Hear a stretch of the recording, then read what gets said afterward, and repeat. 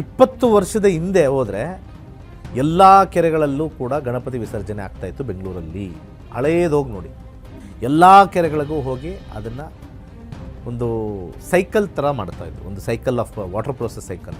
ಇವಾಗೆಲ್ಲ ನಿಂತೋಗಿದೆ. ಗಣೇಶ ವಿಸರ್ಜನೆ ಮಾಡ್ತಕ್ಕಂಥ ಜಾಗದಲ್ಲಿ ನಾವು ಬಿಲ್ಡಿಂಗ್ ಬಂದಾಗ ಎಲ್ಲಿ ಜಾಗ ಇದೆ ನೀರು ನಿಂತ್ಕೊಳ್ಳೋಕ್ಕೆ? ಅದರ ಜಾಗಕ್ಕೆ ಅದು ಬರುತ್ತೆ. ನೀರು ಬರೋ ಜಾಗಕ್ಕೆ ಬಿಲ್ಡಿಂಗ್ ಬಂದಿದೆ ಅಂದರೆ ಬಿಲ್ಡಿಂಗ್ ತಪ್ಪ, ನೀರಿನ ತಪ್ಪ? ಇಲ್ಲಿ ಮುಂಚೆ ಏನಿತ್ತು ಅದನ್ನು ಅಲ್ಲಿಗೆ ಪ್ರಕೃತಿನ ಬಿಟ್ಟರೆ ನಮಗೆಲ್ಲ ಒಳ್ಳೆಯದಾಗುತ್ತೆ. ಆ ಕೆರೆಯನ್ನು ಉಳಿಸ್ತಕ್ಕಂಥದ್ದು ಮಾಡ್ಕೊಳ್ತಕ್ಕಂಥ ಒಂದು ವಿಧಿವಿಧಾನವನ್ನು ನಮ್ಮ ಶಾಸ್ತ್ರದಲ್ಲಿ ಭಾಳ ಹಿಂದೆ ನಮ್ಮ ಒಂದು ಪರಂಪರೆಯಲ್ಲಿ ಬಂದಿರತಕ್ಕಂಥ ಈ ಗಣಪತಿ ಹಬ್ಬ.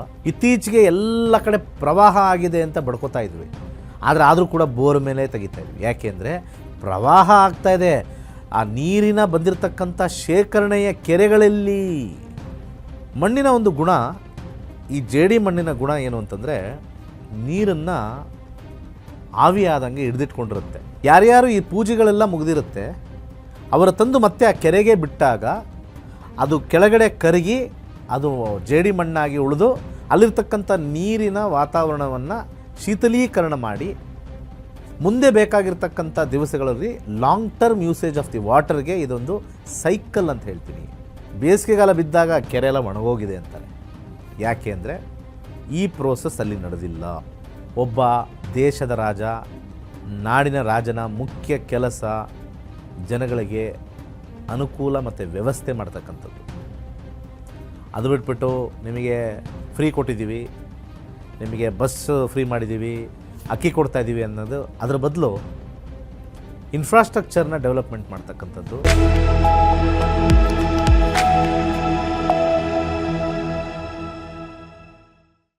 ಎಲ್ರಿಗೂ ನಮಸ್ಕಾರ. ನೀವು ನೋಡ್ತಾ ಇದ್ದೀರಾ ಟಿವಿ ವಿಕ್ರಮ ನಕ್ಷತ್ರ ನಾಡಿ ಕಾರ್ಯಕ್ರಮಕ್ಕೆ ಸ್ವಾಗತ. ನಾನು ಮುಮ್ತಾಜ್ ಅಬ್ದುಲ್ ನೆಲ್ಲೆಡ್ಕ. ವೀಕ್ಷಕರೇ, ನಿಮಗೂ ಕೂಡ ಜ್ಯೋತಿಷ್ಯವನ್ನ ಕಲಿಬೇಕನ್ನುವಂತಹ ಆಸೆ ಬಹಳಷ್ಟು ಇರುತ್ತೆ, ಆಸಕ್ತಿ ಇರುತ್ತೆ. ಆದರೆ ಹೇಗೆ ಕಲಿಯೋದು, ಎಲ್ಲಿ ಕಲಿಯೋದು ಅನ್ನುವಂತಹ ಗೊಂದಲ ಇರುತ್ತೆ. ಇವೆಲ್ಲದಕ್ಕೂ ಕೂಡ ನಿಮಗೆ ಒಂದೇ ಉತ್ತರ, ಪಂಡಿತ ದಿನೇಶ್ ಗುರೂಜಿ ಅವರ ನಕ್ಷತ್ರ ನಾಡಿ ತರಗತಿಗಳು. ಆದರೆ ನಾನು ಕ್ಲಾಸಸ್ ಜಾಯಿನ್ ಆಗ್ತೀನಿ, ಆದರೆ ಹೇಗಿರುತ್ತೆ ಅನ್ನುವಂತಹ ಐಡಿಯಾಸ್ ಇಲ್ಲ ಅಂತಂದ್ರೆ ಇದೇ ಸೆಪ್ಟೆಂಬರ್ 21ನೇ ತಾರೀಕು ಶನಿವಾರ ಒಂದು ಫ್ರೀ ಕ್ಲಾಸ್ ಅನ್ನ ಪಂಡಿತ ದಿನೇಶ್ ಗುರೂಜಿ ಅವರು ಕಂಡಕ್ಟ್ ಮಾಡ್ತಾ ಇದ್ದಾರೆ. ನೀವು ಆ ತರಗತಿಗೆ ಅಟೆಂಡ್ ಮಾಡಿ, ಆ ನಂತರ ನಿಮಗೆ ಅಲ್ಲಿ ಖುಷಿ ಆದ್ರೆ ಮತ್ತೆ ಸೆಪ್ಟೆಂಬರ್ 24ರಿಂದ 15 ದಿನಗಳ ಜ್ಯೋತಿಷ ತರಗತಿಗಳು ಇರುತ್ತೆ. ಅದಕ್ಕೆ ನೀವು ನೋಂದಾಯಿಸಿಕೊಳ್ಬಹುದು ಅಂತ ಹೇಳ್ತಾ ಕಾರ್ಯಕ್ರಮಕ್ಕೆ ಹೋಗೋಣ. ಗುರುಜಿ, ಕಾರ್ಯಕ್ರಮಕ್ಕೆ ಆತ್ಮೀಯವಾದಂತಹ ಸ್ವಾಗತ. ನಮಸ್ಕಾರ ಎಲ್ಲರಿಗೂ. ಗುರುಜಿ, ಗೌರಿ ಗಣೇಶ ಹಬ್ಬದ ಹಾರ್ದಿಕ ಶುಭಾಶಯಗಳು. ಸಮಸ್ತ ನಾಡಿನ ಜನತೆಗೆ ಮಹಾಗೌರಿ ಹಾಗೂ ಗಣಪತಿ ಹಬ್ಬದ ಹಾರ್ದಿಕ ಶುಭಾಶಯಗಳು ಎಲ್ಲರಿಗೂ, ಹಾಗೂ ಟಿವಿ ವಿಕ್ರಮದ ತಂಡದವರೆಗೂ ಕೂಡ ವಿಶೇಷವಾಗಿರ್ತಕ್ಕಂಥ ಹಾರೈಸ್ತೀನಿ. ಗುರುಜಿ, ನಾವು ಪ್ರತಿ ವರ್ಷ ಗಣೇಶ ಹಬ್ಬವನ್ನು ಆಚರಿಸ್ತೀವಿ. ನಾನು ಯಾವಾಗಲೂ ಹೇಳ್ತಾ ಇರ್ತೀನಿ, ಸನಾತನ ಧರ್ಮದಲ್ಲಿ ನಾವು ಯಾವುದೇ ಒಂದು ಹಬ್ಬವನ್ನು ಆಚರಿಸ್ತೀವಿ ಅಂತ ಅಂದಾಗ ಅದ್ರ ಹಿಂದೊಂದು ವೈಜ್ಞಾನಿಕ ಕಾರಣದ್ದು ಖಂಡಿತವಾಗ್ಲೂ ಇದ್ದೇ ಇರುತ್ತೆ ಅಂತ. ಸೊ ಇಲ್ಲಿ ಗೌರಿ ಗಣೇಶ ಹಬ್ಬವನ್ನು ನಾವು ಆಚರಣೆ ಮಾಡ್ತೀವಿ, ಆದರೆ ಅದ್ರ ಹಿಂದಿರುವಂತಹ ವೈಜ್ಞಾನಿಕ ಹಿನ್ನೆಲೆ ಏನನ್ನುವಂಥದ್ದನ್ನು ನೀವು ತಿಳಿಸಿಕೊಡೋದಾದ್ರೆ ಗುರುಜಿ. ಬಹಳ ವೈಜ್ಞಾನಿಕವಾಗಿರ್ತಕ್ಕಂಥ ವಿಚಾರ ಇದೆ. ಪ್ರತಿಯೊಂದು ಊರಲ್ಲಿ ಕೆರೆಗಳಿರ್ತಕ್ಕಂಥದ್ದು ಸರ್ವೇ ಸಾಮಾನ್ಯ. ಆ ಕೆರೆಗಳಿಂದ ತೋಟಕ್ಕೆ ನೀರನ್ನು ಬಳಸ್ಕೊಳ್ತಕ್ಕಂಥದ್ದು ಎಲ್ಲ ಭಾಳ ಇಂಪಾರ್ಟೆಂಟು. ವರ್ಷದಲ್ಲಿ ಮಳೆಗಾಲ ಬಹಳ ಪ್ರಮುಖ, ಏಕೆಂದರೆ ನೀರನ್ನು ಶೇಖರಣೆ ಮಾಡಿ ಇಡೋಕ್ಕೆ ಅದೊಂದೇ ಒಂದು ಕಾಲ, ಮಳೆಗಾಲ. ಆ ಒಂದು ಸಮಯದಲ್ಲಿ ಇಲ್ಲೊಂದು ವಿಶೇಷವಾಗಿರ್ತಕ್ಕಂಥ ಒಂದು ಅಂಶವನ್ನು ನಿಮಗೆ ಹೇಳೋಕ್ಕೆ ಇಷ್ಟಪಡ್ತೀನಿ. ಬೇಸಿಗೆಗಾಲ ಬಂದಾಗ ನೀರೆಲ್ಲ ಕಮ್ಮಿಯಾಗಿರುತ್ತೆ, ಸ್ವಲ್ಪ ಕಾಲಭಾಗ ಇರುತ್ತೆ, ತಳದಲ್ಲಿರುತ್ತೆ. ಅಂಥ ಸಮಯದಲ್ಲಿ ಈ ಗಣೇಶನ ಮೂರ್ತಿ ಮಾಡೋಕ್ಕೆ ಅಲ್ಲಿಂದ ಮಣ್ಣುಗಳನ್ನು ತಗೊಳ್ತಾರೆ. ಆ ಮಣ್ಣುಗಳನ್ನು ತಗೊಂಡಾಗ ಸ್ವಲ್ಪ ಇನ್ನೂ ಕೆಳಕ್ಕೆ ಹೋಗುತ್ತೆ, ಅಂದರೆ ಮಳೆ ಬಿದ್ದಾಗ ಶೇಖರಣೆ ಹೆಚ್ಚಾಗಲಿ ಅಂತ ಹೇಳಿ ಒಂದಷ್ಟು ಮಣ್ಣು ತೆಗಿತಾರೆ. ಆ ಮಣ್ಣಿಂದ ಗಣಪತಿಯ ಮೂರ್ತಿಯನ್ನು ಮಾಡ್ತಾರೆ.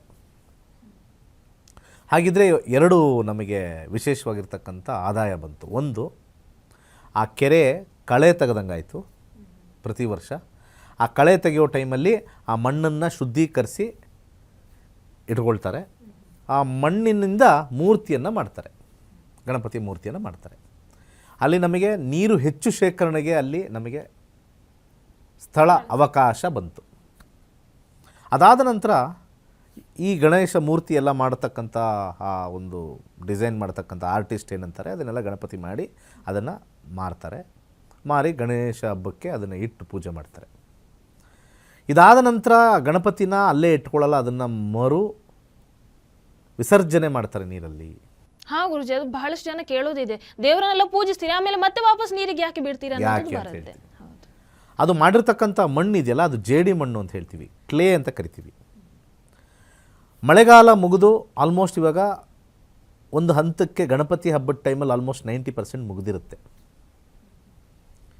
ಯಾವಾಗ ನಾವು ಅಲ್ಲಿ ಒಂದು ಹೆಚ್ಚಿನ ಪ್ರದೇಶದಲ್ಲಿ ನಾವು ಮಣ್ಣು ತೆಗೆದಿರ್ತೀವಿ, ಆಳ ಜಾಸ್ತಿ ಆಗಿರುತ್ತೆ, ನೀರು ತುಂಬಿರುತ್ತೆ. ಹಾಗೆ ನೀರನ್ನು ಅಲ್ಲಿ ಬಂದಿರತಕ್ಕಂಥ ನೀರನ್ನು ಇವಾಗ ಅದು ಬೇರೆ ಬೇರೆ ಕಡೆ ಎಲ್ಲ ಶೇಖರಣೆ ಮಾಡ್ತಾರೆ, ಅಲ್ಲಿಂದ ಬೇರೆ ಬೇರೆ ಶೇಖರಣೆ ಮಾಡಿದ್ರೆ ಕೆಳಗೋಗಿರುತ್ತೆ. ಮಣ್ಣಿನ ಒಂದು ಗುಣ, ಈ ಜೇಡಿ ಮಣ್ಣಿನ ಗುಣ ಏನು ಅಂತಂದರೆ ನೀರನ್ನು ಆವಿಯಾದಂಗೆ ಹಿಡಿದಿಟ್ಕೊಂಡಿರುತ್ತೆ. ಅದಕ್ಕೆ ನೀವು ನೋಡ್ಬೋದು, ಒಂದು ಸಾಧಾರಣವಾಗಿರ್ತಕ್ಕಂಥ ಪಾತ್ರೆಯಲ್ಲಿ ನೀರಿಡಿ, ಮಣ್ಣಿನ ಮಡಿಕೆಯಲ್ಲಿ ನೀರಿಡಿ, ಇದು ಬೇಗ ಆವಿಯಾಗುತ್ತೆ, ಅದು ಬೇಗ ಆವಿಯಾಗಲ್ಲ. ಅಂದರೆ ಮಣ್ಣು ನೀರಿನ ತೇವಾಂಶವನ್ನು ಇಟ್ಕೊಂಡು ಮೇಲ್ಗಡೆ ಇರತಕ್ಕಂಥ ಬಿಸಿಲುಗಾಲದಲ್ಲಿ ಬೇಗ ಆವಿ ಮಾಡೋಕ್ಕೆ ಬಿಡಲ್ಲ, ಅದನ್ನು ಕೋಲ್ಡಾಗಿಟ್ಟಿರುತ್ತೆ. ಯಾವಾಗ ಕೋಲ್ಡಾಗಿರುತ್ತೋ ಆವಿ ಆಗಲ್ಲ. ಯಾರ್ಯಾರು ಈ ಪೂಜೆಗಳೆಲ್ಲ ಮುಗಿದಿರುತ್ತೆ ಅವರ ತಂದು ಮತ್ತೆ ಆ ಕೆರೆಗೆ ಬಿಟ್ಟಾಗ ಅದು ಕೆಳಗಡೆ ಕರಗಿ ಅದು ಜೇಡಿ ಮಣ್ಣಾಗಿ ಉಳಿದು ಅಲ್ಲಿರ್ತಕ್ಕಂಥ ನೀರಿನ ವಾತಾವರಣವನ್ನು ಶೀತಲೀಕರಣ ಮಾಡಿ ಮುಂದೆ ಬೇಕಾಗಿರ್ತಕ್ಕಂಥ ದಿವಸಗಳಲ್ಲಿ long term usage of the ವಾಟರ್ಗೆ ಇದೊಂದು ಸೈಕಲ್ ಅಂತ ಹೇಳ್ತೀನಿ. This is known as water cycle. ಅಲ್ಲಿ ಡ್ರೈ ಇದ್ದುಬಿಟ್ರೆ ಬೆಡ್ ಅಂತ ನಾವೇನು ಕರಿತೀವಿ, ಡ್ರೈ ಇದ್ದರೆ, ಸಾಮಾನ್ಯವಾಗಿ ಡ್ರೈ ಇದ್ದರೆ ಏನಾಗುತ್ತೆ, ಎಷ್ಟೊಂದು ಕೆರೆಗಳು ನೋಡ್ತೀವಿ, ಇನ್ನೇನು ಬೇಸಿಗೆಗಾಲ ಬಿದ್ದಾಗ ಕೆರೆ ಎಲ್ಲ ಒಣಗೋಗಿದೆ ಅಂತಾರೆ.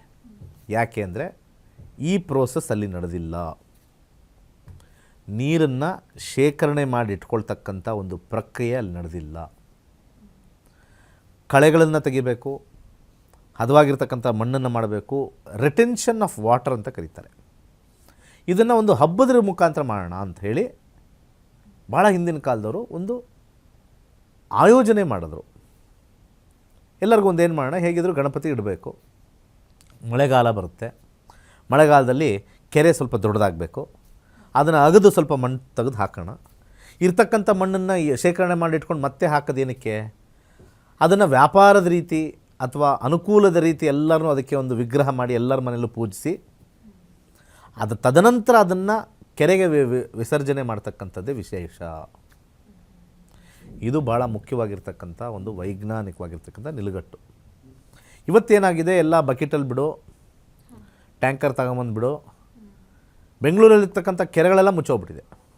ಅಟ್ಲೀಸ್ಟ್ ಬೆಂಗಳೂರಲ್ಲಿರ್ತಕ್ಕಂಥ ಕೆರೆಗಳನ್ನು ಉಳಿಸ್ಬೇಕಾಗಿದ್ದರೆ ಈ ಒಂದು ಪದ್ಧತಿ ನೀವು ಏನೂ ಬೇಡ, 20 ವರ್ಷದ ಹಿಂದೆ ಹೋದರೆ ಎಲ್ಲ ಕೆರೆಗಳಲ್ಲೂ ಕೂಡ ಗಣಪತಿ ವಿಸರ್ಜನೆ ಆಗ್ತಾಯಿತ್ತು ಬೆಂಗಳೂರಲ್ಲಿ. ಹಳೇದೋಗಿ ನೋಡಿ, ಎಲ್ಲ ನೀವು ಚೆನ್ನಮ್ಮನ ಕೆರೆ ಅಚ್ಚುಕಟ್ಟು ತೊಗೊಳ್ಳಿ, ಕೆಂಪಾಂಬುದಿ ಕೆರೆ ತೊಗೊಳ್ಳಿ, ಸ್ಯಾಂಕಿ ಎಲ್ಲೂ ಕೂಡ ಇವಾಗ ಏನಾಗ್ತಾಯಿದೆ, ಅಲ್ಲಿ ಕೆಳಗೆ ಬಿಡ್ತಾ ಇಲ್ಲ, ಅಲ್ಲಿಗೆ ಹಾಕೋರು ಗಣಪತಿ ಎಷ್ಟು ವಿಸರ್ಜನೆ ಮಾಡೋರು ನೀರಿಗೆ ಅಂದರೆ ಸ್ಯಾಂಕಿಯಲ್ಲಿ ಅಷ್ಟು ವಿಸರ್ಜನೆ ಮಾಡೋರು ಕ್ಯೂ ನಿಂತ್ಕೊಳ್ಳೋದು. ಆಮೇಲೆ ಏನೋ ಒಂದು ಕಾರಣ ಅಂತಿಂದ ಮತ್ತೆ ಹೆಬ್ಬಾಳ ಕೆರೆ ಇತ್ತು, ಆಮೇಲೆ ಇದರದ್ದು ಇನ್ನೊಂದು ಬರ್ತಕ್ಕಂಥ ಒಂದು ಬೆಂಗಳೂರಲ್ಲಿ ಆ ಕಡೆ ನಾರ್ತ್ ಕಡೆ ಇರ್ತಕ್ಕಂಥ ವೈಟ್ ಫೀಲ್ಡ್ ಕಡೆ ಇತ್ತು. ಎಲ್ಲ ಕೆರೆಗಳಿಗೂ ಹೋಗಿ ಅದನ್ನು ಒಂದು ಸೈಕಲ್ ಥರ ಮಾಡ್ತಾಯಿದ್ರು, ಒಂದು cycle of water process cycle. ಇವಾಗೆಲ್ಲ ನಿಂತೋಗಿದೆ. ಮಳೆಗಾಲ ಬಂದಾಗ ಅಪಾರ್ಟ್ಮೆಂಟ್ ಎಲ್ಲ ನೀರು ತುಂಬಿತು ಅಂತಂದರೆ ಗಣೇಶ ವಿಸರ್ಜನೆ ಮಾಡ್ತಕ್ಕಂಥ ಜಾಗದಲ್ಲಿ ನಾವು ಬಿಲ್ಡಿಂಗ್ ಬಂದಾಗ ಎಲ್ಲಿ ಜಾಗ ಇದೆ ನೀರು ನಿಂತ್ಕೊಳ್ಳೋಕ್ಕೆ, ಅದರ ಜಾಗಕ್ಕೆ ಅದು ಬರುತ್ತೆ. ನೀರು ಬರೋ ಜಾಗಕ್ಕೆ ಬಿಲ್ಡಿಂಗ್ ಬಂದಿದೆ ಅಂದರೆ ಬಿಲ್ಡಿಂಗ್ ತಪ್ಪ, ನೀರಿನ ತಪ್ಪ ಅಲ್ವಾ? ನೀರು ಬಂದಿರೋದು ಮಾನವ ಕುಲಕ್ಕೆ ಅನುಕೂಲ ಆಗಲಿ ಅಂತ. ನಾವು ಅದನ್ನು ತಡೆದು ನಮ್ಮ ಜಾಗದಲ್ಲಿ ನೀರು ತುಂಬಿಕೊಂಡಿದೆ, BBMP ಅವ್ರು ಏನು ಮಾಡ್ತಾಯಿದ್ರೆ ಅದೇನು ಮಾಡ್ತಾಯಿದ್ರೆ ಇದೇನು ಮಾಡ್ತಾಯಿದ್ದಾರೆ ಅಂತ ನಾವು ಕೇಳೋ ಬದಲು ಇಲ್ಲಿ ಮುಂಚೆ ಏನಿತ್ತು ಅದನ್ನು ಅಲ್ಲಿಗೆ ಪ್ರಕೃತಿನ ಬಿಟ್ಟರೆ ನಮಗೆಲ್ಲ ಒಳ್ಳೆಯದಾಗುತ್ತೆ. ಇವತ್ತು ಎಲ್ಲ ಸಮಸ್ಯೆಗೆ ಕಾರಣ ಆ ಒಂದು ಅಥಾರಿಟಿ ಅಲ್ಲ, ಆ ಅಥಾರಿಟಿ ಮೂಲಕ ಬಂದಿರತಕ್ಕಂಥ ನಮ್ಮ ಆಸೆ ಆಕಾಂಕ್ಷೆಗಳು. ಮನೆ ತಗೊಳ್ಳೋದು, ಕಟ್ಟೋದು, ಯಾವುದ್ರ ಮೇಲೆ ಅಂದರೆ ಕೆರೆ ಮೇಲೆ ಕಟ್ಟೋದು, ಒತ್ತರಿಸ್ಕೊಂಡು ಕಟ್ಟೋದು. ಎಷ್ಟು ಪಿಕ್ಚರ್ಗಳು ನಾವು ನೋಡಿರ್ತೀವಿ. ಹಳೆಯ ಪಿಕ್ಚರಲ್ಲಿ ಇಷ್ಟುದ್ದ ಕೆರೆ ಇತ್ತು, ಒತ್ತರಿಸ್ಕೊಂಡ್ಬಂದು ಕೆರೆ ಇಷ್ಟಾಗಿದೆ, ಹೋಗ್ತಾ ಹೋಗ್ತಾ ಹೋಗ್ತಾ ಇನ್ನೂ ಇಷ್ಟಾಗುತ್ತೆ. ಆ ರೀತಿಯಾಗಿರ್ತಕ್ಕಂಥ ಒಂದು ಜೀವನ ಇವತ್ತು ನಗರಕ್ಕೆ ಸೀಮಿತ ಆಗಿದೆ. ನಾಳೆ ಹೋಗ್ತಾ ಹೋಗ್ತಾ ಬೇರೆ ಸಣ್ಣ ಸಣ್ಣ ಜಿಲ್ಲೆಗೆ, ಸಣ್ಣ ಸಣ್ಣ ತಾಲೂಕಿಗೂ ಕೂಡ ಆ ಕೆರೆಯನ್ನು ಉಳಿಸ್ತಕ್ಕಂಥದ್ದು ಮಾಡ್ಕೊಳ್ತಕ್ಕಂಥ ಒಂದು ವಿಧಿವಿಧಾನವನ್ನು ನಮ್ಮ ಶಾಸ್ತ್ರದಲ್ಲಿ ಭಾಳ ಹಿಂದೆ ನಮ್ಮ ಒಂದು ಪರಂಪರೆಯಲ್ಲಿ ಬಂದಿರತಕ್ಕಂಥ ಈ ಗಣಪತಿ ಹಬ್ಬ, ಇದರ ಮುಖಾಂತರ ನೀರನ್ನು ಶೇಖರಣೆ ಮಾಡ್ತಕ್ಕಂಥದ್ದು, ಆ ನೀರನ್ನು ಉಳಿಸ್ಕೊಳ್ತಕ್ಕಂಥ ಒಂದು ಪದ್ಧತಿ. ಯಾಕಂದರೆ ಬೇಸಿಗೆಗಾಲದಲ್ಲಿ ನೀರಿಲ್ಲ ಅಂತ ಹೇಳಿ ಇವತ್ತು ಏನು ಮಾಡ್ತಾಯಿದ್ದೀವಿ, ಭೂಮಿ ಒಳಗಡೆ ಇರತಕ್ಕಂಥ ನೀರು ತೆಗಿತಾ ಇದ್ದೀವಿ. ಮೇಲ್ಗಡೆ ಇಷ್ಟೊಂದು ಮಳೆ ಬಂದಿದೆ, ಆದರೂ ಬೋರಿದೆ. ಇತ್ತೀಚೆಗೆ ಎಲ್ಲ ಕಡೆ ಪ್ರವಾಹ ಆಗಿದೆ ಅಂತ ಬಡ್ಕೋತಾ ಇದ್ವಿ, ಆದರೂ ಕೂಡ ಬೋರ್ ಮೇಲೆ ತೆಗಿತಾ ಇದ್ವಿ. ಯಾಕೆಂದರೆ ಪ್ರವಾಹ ಆಗ್ತಾಯಿದೆ, ಆ ನೀರಿನ ಬಂದಿರತಕ್ಕಂಥ ಶೇಖರಣೆಯ ಕೆರೆಗಳಲ್ಲಿ. ನಾಡಿನ ರಾಜನ ಕೆಲಸ ಇದು, ನಂದಲ್ಲ ನಿಮ್ಮದಲ್ಲ, ನಾಡಿನ ರಾಜ. ಸೊ ಇವಾಗ ಅರ್ಥ ಆಯ್ತಲ್ಲ ನಾಡಿನ ರಾಜಂದು ಏನು ಕೆಲಸ ಅಂತ. ಅದು ಬಿಟ್ಬಿಟ್ಟು ಬೇರೆ ಏನೇನೋ ಕೆಲಸಗಳು ಮಾಡ್ತಾಯಿದ್ದಾರೆ. ಒಬ್ಬ ದೇಶದ ರಾಜ, ನಾಡಿನ ರಾಜನ ಮುಖ್ಯ ಕೆಲಸ ಜನಗಳಿಗೆ ಅನುಕೂಲ ಮತ್ತು ವ್ಯವಸ್ಥೆ ಮಾಡ್ತಕ್ಕಂಥದ್ದು. ಅದು ಬಿಟ್ಬಿಟ್ಟು ನಿಮಗೆ ಫ್ರೀ ಕೊಟ್ಟಿದ್ದೀವಿ, ನಿಮಗೆ ಬಸ್ ಫ್ರೀ ಮಾಡಿದ್ದೀವಿ, ಅಕ್ಕಿ ಕೊಡ್ತಾಯಿದ್ದೀವಿ ಅನ್ನೋದು, ಅದರ ಬದಲು ಇನ್ಫ್ರಾಸ್ಟ್ರಕ್ಚರ್ನ ಡೆವಲಪ್ಮೆಂಟ್ ಮಾಡ್ತಕ್ಕಂಥದ್ದು, ಪ್ರಕೃತಿಗೆ ಬೇಕಾಗಿರ್ತಕ್ಕಂಥ ಗಾಳಿ, ನೀರು, ಬೆಳಕನ್ನು ಹೇಗೆ ನಾವು ಜನಗಳಿಗೆ ತಲುಪಿಸ್ಬೋದು ಅಂಥೇಳಿ ಅದನ್ನು ರಾಜ ಆಲೋಚನೆ ಮಾಡಿದ್ರೆ ಅವನಿಗೆ ಕೊಟ್ಟಿರ್ತಕ್ಕಂಥ ಸ್ಥಾನಕ್ಕೆ ಒಂದು ರೀತಿಯ ನಮನವನ್ನು ಕೊಟ್ಟಂಗೆ ಆಗ್ತಕ್ಕಂಥದ್ದು ಅಂತ ಹೇಳಿ ಹೇಳ್ತೀನಿ. ಆದರೂ ಕೂಡ ಏನು ಮಾಡೋಕ್ಕಾಗಲ್ಲ, ಕಲಿಯುಗ. ಸೊ ಎಲ್ಲರಿಗೂ ಒಳ್ಳೆಯದಾಗಲಿ. ಸರ್ವೇ ಜನ ಸುಖಿನೋ ಭವಂತು. ಧನ್ಯವಾದಗಳು ಗುರುಜಿ. ಈ ಗಣೇಶ ಹಬ್ಬದ ಹಿಂದಿನ ವೈಜ್ಞಾನಿಕ ಹಿನ್ನೆಲೆ ಏನು, ಅದರ ಜೊತೆಗೆ ಪರಿಸರ ಸಂರಕ್ಷಣೆ ಎಷ್ಟು ಮುಖ್ಯ, ನಮಗೆ ಕೆರೆಗಳ ಸಂರಕ್ಷಣೆ ಎಷ್ಟು ಮುಖ್ಯ, ಅಂಡ್ ಅದನ್ನು ಯಾರು ಮಾಡಬೇಕು, ಹೇಗೆ ಮಾಡಬೇಕು, ಇವೆಲ್ಲವನ್ನ ಒಟ್ಟಾಗಿ ಬಹಳ ಅದ್ಭುತವಾಗಿ ಗುರುಜಿ ಇವತ್ತಿನ ಕಾರ್ಯಕ್ರಮದಲ್ಲಿ ತಿಳಿಸ್ಕೊಟ್ಟಿದ್ದಾರೆ. ಇಂತಹ ಇಂಟ್ರೆಸ್ಟಿಂಗ್ ವಿಚಾರಗಳ ಜೊತೆಗೆ ಮತ್ತೆ ಬರ್ತೀವಿ. ನೋಡ್ತಾ ಇರಿ ಟಿವಿ ವಿಕ್ರಮ, ನಕ್ಷತ್ರ ನಾಡಿ ಕಾರ್ಯಕ್ರಮ. ನಮಸ್ಕಾರ. ವೈಜ್ಞಾನಿಕ ತಂತ್ರಜ್ಞಾನವನ್ನು ಒಳಗೊಂಡಿರುವ ನಕ್ಷತ್ರ ನಾಡಿ ಜ್ಯೋತಿಷ ತರಗತಿಗಳಿಗೆ ಸುಸ್ವಾಗತ.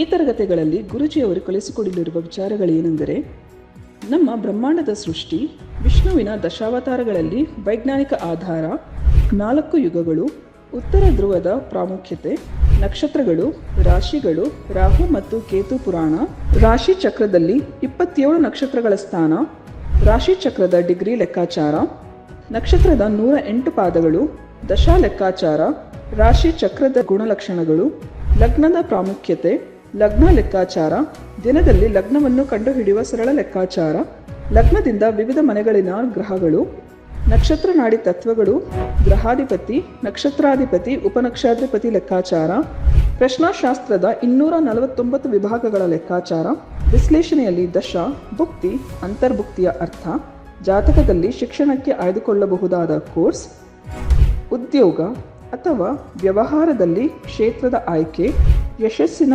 ಲೆಕ್ಕಾಚಾರ, ಮದುವೆ ವಿಚಾರದಲ್ಲಿ ಸಂಯೋಗಗಳು, ತೊಂದರೆಗಳು, ಸಂತಾನದಲ್ಲಿ ತೊಂದರೆಗಳು, ವಿಳಂಬವಾಗುವುದು, ಆಸ್ತಿ ಅಥವಾ ವಾಹನ ಖರೀದಿಯಲ್ಲಿ ಸಮಯವನ್ನು ತಿಳಿಯುವುದು, ಆರೋಗ್ಯ ವಿಚಾರಗಳಲ್ಲಿ ಶುಭ ಅಶುಭ ಸಮಯದ ಲೆಕ್ಕಾಚಾರ, ಆರೋಗ್ಯ ಸಮಸ್ಯೆಗಳು ಉಂಟಾಗುವ ಸಮಯ ಮುಂತಾದ ವಿಚಾರಗಳ 3 ಹಂತದಲ್ಲಿ ಶುಭ ಅಶುಭ ಸಂಯೋಗಗಳ ವಿಭಜನೆ, ಪವರ್ ಪೊಸಿಷನ್, ಪುಷ್ ಪುಲ್ ಸಿದ್ಧಾಂತ, ಗೋಚಾರದ ವಿಶ್ಲೇಷಣೆ, ಆಯ್ದ ಸೆಲೆಬ್ರಿಟಿ ಜಾತಕಗಳ ವಿಶ್ಲೇಷಣೆ, ಪರಿಹಾರಗಳು, ರತ್ನಗಳು, ರುದ್ರಾಕ್ಷಿ, ಮಂತ್ರ, ಕಲರ್ ಥೆರಪಿ, ದಾನದ ಪರಿಕಲ್ಪನೆ, ಇನ್ನು ಅನೇಕ ವಿಚಾರಗಳ ಬಗ್ಗೆ ಅತ್ಯಂತ ಸರಳವಾಗಿ ಗುರುಜಿಯವರು ತರಗತಿಯಲ್ಲಿ ತಿಳಿಸಿಕೊಡುತ್ತಿದ್ದಾರೆ.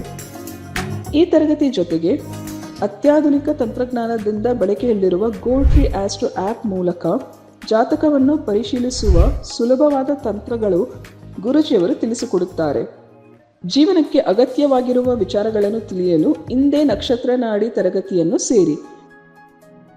ನಿಮ್ಮ ಜೀವನದ ವಿಚಾರಗಳಿಗೆ ಮಾರ್ಗದರ್ಶಿಯಾಗಿರುವ ಜ್ಯೋತಿಷ್ಯವನ್ನು ಅಳವಡಿಸಿಕೊಳ್ಳಿ.